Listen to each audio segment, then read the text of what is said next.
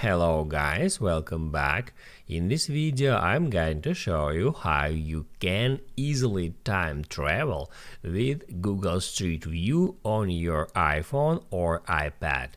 Be sure to watch the video to the very end so you don't make any mistakes, and of course do not forget to like this video and subscribe to my channel. So let's begin, and first open up Google Maps. So you can just open up that app. If that app is not installed at your device, you can first move to the App Store and then search for Google Maps, and then just download and install that app. Then you can open it up, and right here first off you should find some location, and then just drop a pin at that map by holding your finger on the map just like that. Then you should switch to Street View by tapping at that icon that shows you that exact part of the map you can move around your camera to see it in 360.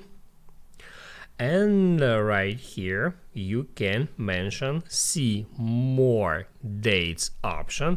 You can just tap on that to see more dates, and then you can compare how that location looked like in previous dates. So you can drag it left or right to select different dates. So I'm gonna hit at August 2007, and that shows me the same exact location from the same exact point, but that image has been taken in 2007.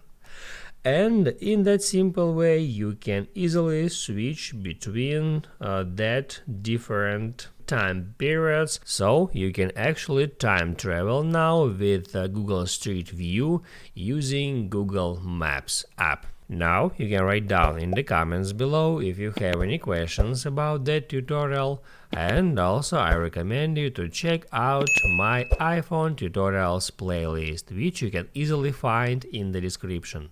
Hit the like button if you like that video, and see you in the next one.